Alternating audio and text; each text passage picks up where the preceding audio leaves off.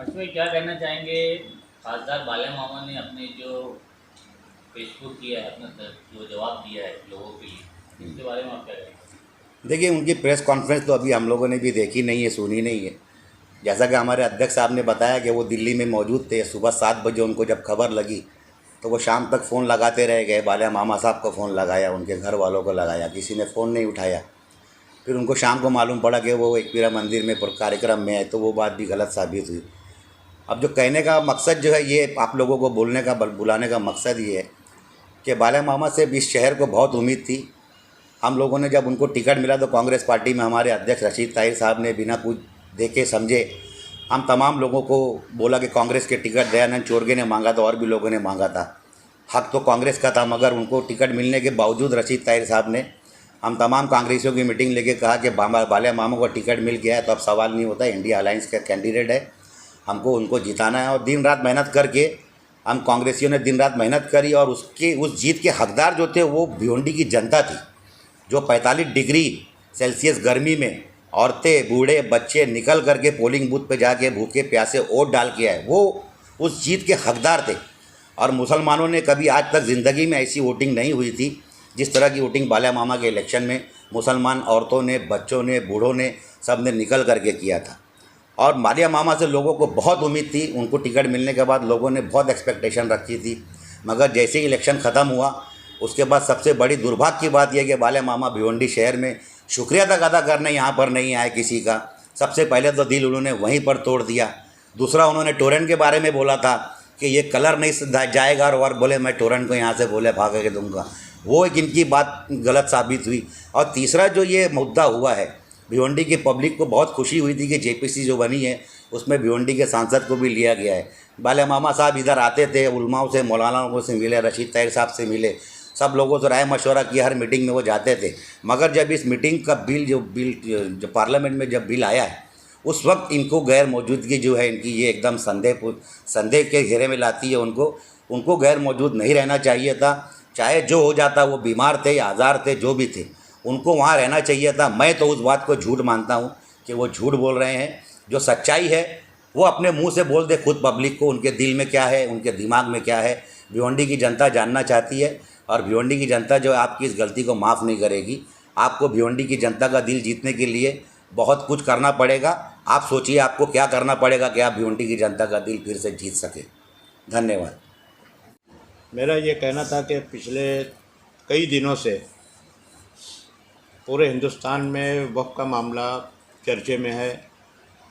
All India Muslim personal law board उसमें lead ले रहा है और इंडिया अलायंस की सभी घटक पार्टियां वो मुस्लिम पर्सनल लॉ बोर्ड के जो मौक़िफ़ है उसके साथ ताकत के साथ खड़ी हैं, क्योंकि जो कुछ भी बिल लाने की कोशिश की जा रही है ये कॉन्स्टिट्यूशन के ख़िलाफ़ है, लोगों की आस्था के ख़िलाफ़ है, लोगों को राइट टू इक्वालिटी जो है उसके ख़िलाफ़ है, अपने मज़हब पर आज़ादी के साथ चलने के ख़िलाफ़ ये पूरा मामला चल रहा है। आप देखे होंगे कि जेपीसी में मामला ले जाया गया। जेपीसी में क्या हुआ क्या नहीं हुआ, कुछ मीटिंग हुई, उसके बाद जो है जेपीसी ने अपनी रिपोर्ट सबमिट कर दिया। लेकिन जेपीसी के एक सीनियर मेंबर असदुद्दीन ओवैसी साहब ने कहा ये बात कि ये जेपीसी भी नहीं है, जॉइंट वर्किंग कमेटी है, और जो हमने सुझाव दिया था, जो अमेंडमेंट हमने उसमें चेंजेस मांगे थे, वो कोई भी हमारी नई जो रिपोर्ट जो पार्लियामेंट में सबमिट हो रही है उसमें नहीं आया है। यहाँ के जो खासदार है वो बाला मामा, उन्होंने आज की प्रेस कॉन्फ्रेंस से देखे उन्होंने ये बताया कि उनकी तबीयत खराब थी, इसके लिए वो वहाँ पे अब्सेंट थे। तो उसके बारे में आपकी क्या राय है?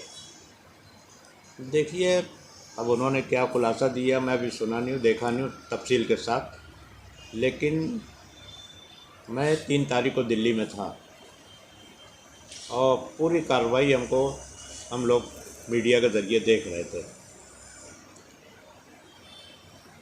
रात में तकरीबन 3 बजे 3 तारीख को, गालिबन रात में 2 और 3 के बीच में जो है इस बिल के ऊपर चर्चा, लोकसभा में चर्चा ख़त्म होने के बाद वोटिंग हुई। दूसरे दिन सुबह 7:30 दिल्ली के हमारे एक दोस्त ने मुझे फ़ोन करके ये बताया कि आपका एमपी जो है वो इस वोटिंग से गैर हाजिर रहा। मैंने तुरंत तैयार वगैरह हो के मैं जो है हमारे एमपी बालिया मामा को मैंने फ़ोन लगाया। उनका फ़ोन लग नहीं रहा था, कभी डाइवर्ट हो रहा था, कभी कुछ हो रहा था। मुझको लगा शायद हो सकता है मेरा फ़ोन अगर नहीं उठाते हैं तो मैंने हमारे साथ हाजी नौमान साहब थे, उनको उनके फ़ोन से लगाने के लिए कहा। उन्होंने भी फ़ोन लगाया, लेकिन यही जवाब आया। शाम होते होते हमने उनके घर के एक व्यक्ति को, उनके घर के भी जितने लोग जो इलेक्शन के इंचार्ज थे यहाँ पर, भिवंडी ईस्ट के अलग इंचार्ज थे, भिवंडी वेस्ट के अलग इंचार्ज थे, ये सब लोगों का फ़ोन जो है बंद दिखा रहा था। और आखिर में एक फ़ोन से मुझे ये पता चला कि असल में मैं एक तो ये खुलासा भी चाहता था और मैं पार्लियामेंट भी जाना चाहता था। नया पार्लियामेंट देखना भी था। बहरहाल ये उनके यहाँ से खुलासा मुझको ये मिला कि वो एक्यूरा देवी ट्रस्ट का कुछ वहाँ चल रहा है, कुछ प्रोग्राम चल रहा है और उसमें वो वहाँ गए हुए हैं। मतलब ठीक है, मैं बोल के था, कोई बात उनसे कहा नहीं। लेकिन शाम होते होते भिवंडी से फ़ोन का सिलसिला बढ़ गया कि इन्होंने वोटिंग में हिस्सा नहीं लिया। और शाम तक एक मराठी चैनल पे रिपोर्ट आई कि इनके अलावा राष्ट्रवादी कांग्रेस पार्टी के एक और एमपी जो है, शायद सरनेम कोल्हे है, उन्होंने भी, वो भी एब्सेंट रहे और उन्होंने भी इस प्रक्रिया में हिस्सा नहीं लिया। बहुत दुख हुआ, मैं बहुत शर्मिंदगी महसूस किया हम लोगों ने कि इतने अहम इशू के ऊपर हमारा एमपी, जिसको भिवंडी की आवाम ने चुन के दिया है, भले वो कॉन्स्टिट्यूंसी बहुत बड़ी है, लेकिन आप रिज़ल्ट आप देखेंगे तो ये रिज़ल्ट जो है 4 कॉन्स्टिट्यूंसी में माइनस रहने के बाद 4 हल्के में, असेंबली हल्के में, आप मुरबाड़ जाइए, आप शाहपुर है, कल्याण वेस्ट है, भिवंडी ग्रामीण है, चारों जगह पर उनके वोट कम होने के बावजूद जो है भिवंडी के लोगों ने, माइनॉरिटी के ताल्लुक से मैं कहूँगा कि तकरीबन जो है 99% लोगों ने इनको वोट दिया। और इतना वोट देने के बाद भी जो है इस तरह से, तो हमारा सर जो है शर्म से झुक गया इस बात पर। राष्ट्रवादी कांग्रेस ने उनको शोकॉज नोटिस निकाला, नहीं निकाला, लेकिन अभी पार्टी ऑफिस में आने के बाद मुझको हमारे साथियों ने बताया कि हमारे खासदार जो हैं सुरेश म्हात्रे जी, ये बीमार थे, हॉस्पिटल में एडमिट थे। उन्होंने ये भी बता रहा हूँ उनके पास हॉस्पिटल के पेपर्स भी है। मैं उस पर कोई बहस में नहीं जाना चाहता, लेकिन एक बात ये है कि उनको या उनके घर वालों को खुलासा उसी वक्त फ़ोन पर अटेंड करना चाहिए था। ये वो नहीं असर करते तो उनका कोई पिया अटेंड करता, उनका कोई भाई भतीजा कोई भी अटेंड करता और लोगों से कहता, क्योंकि ये मामला मुसलमान बहुत संजीदगी के साथ ले रहा है। कोई भी माइनॉरिटी का जो शख्स है वो अगर कहीं से भी अगर उसको लगता है कि उसके वोट से चुना हुआ व्यक्ति अगर कुछ गलत काम करता है और उसके खिलाफ जाता है तो वो उसको कभी भी माफ़ नहीं करेगा। ये सच्चाई है। बाकी जो है हकीकत है, जो है आप देख रहे हो। बाबा क्या कहना चाहेंगे, जो मामा ने खुलासा किया है उस बारे में आपकी क्या राय?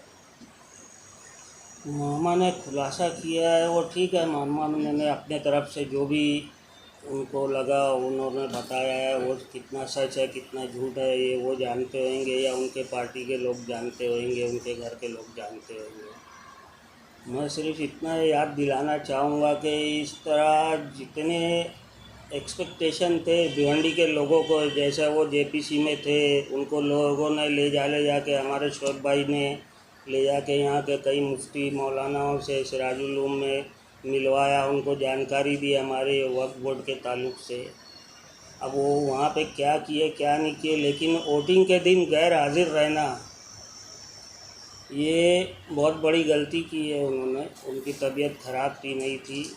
इस तरह का एक वाक़या हमारे शहर में एक बार 2012 में हुआ था, जिसमें डॉक्टर नूर साहब वोटिंग में गैर हाजिर थे और काफ़ी मेडिकल सर्टिफिकेट दिया था उन्होंने। उसके बाद भी हमारे अध्यक्ष शोध भाई थे और उन्होंने उनके खिलाफ़ कार्रवाई किया, ये किया। बहुत से एहतजाज हुए थे शहर में उस ताल्लुक से। अब देखते हैं इनके ताल्लुक से हम तो इंडिया अलायंस के कैंडिडेट के तौर पे काम किया था और दिल से उनका, और बीजेपी को हराना था, इसके लिए हमने मेहनत की थी उस टाइम। अब देखते हैं उनकी पार्टी उनके खिलाफ़ क्या करती है या उनका समर्थन करती है, देखते हैं।